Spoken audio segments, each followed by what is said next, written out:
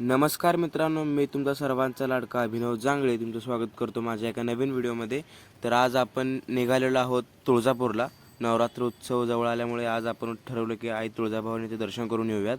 आणि सकाळी लवकर उठून आपली गाडी स्वच्छ पुसून घेतली आणि बाहेरची जी काही कामे असतील जनावरांची वगैरे सर्व कामे उरकून घेतली. तर आज आपण तुळजापूरला निघालेलो आहोत आणि तुळजापूरच्या थोडंसं अलीकडे आल्यावर आपण गाडी थांबवतो आणि एक फोटो घेतो. हे समोरचे डोंगर जे आहेत तुळजापूरचे डोंगर आहे आणि तिथून पुढे आल्यावरती आपण येऊन पोहोचतो तुळजापूरमध्ये छत्रपती शिवाजी महाराजांच्या पुतळ्याजवळ. आणि ह्या पुतळ्याचं दर्शन घेऊन आपण निघतो मंदिराच्या दिशेकडे. आणि इथून मंदिराच्या दिशेकडे गेल्यावर तुम्ही पुढचा व्हिडिओ बघा.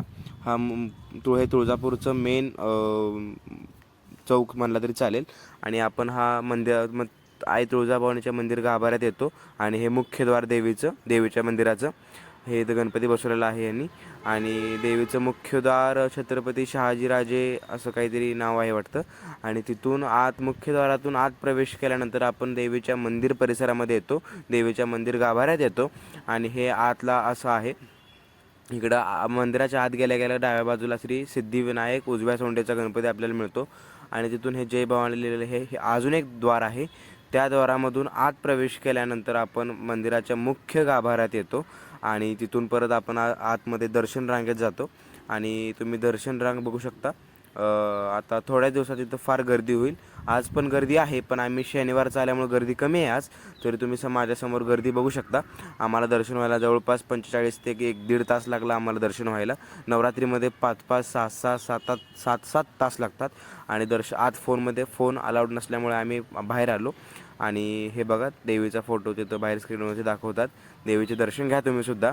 आणि आई तुळजाभवानीचं नाव हे तुळजाभवानी कसं पडलं तर आई त्वरित म्हणजे रक्षण करायला त्वरित धावून येते.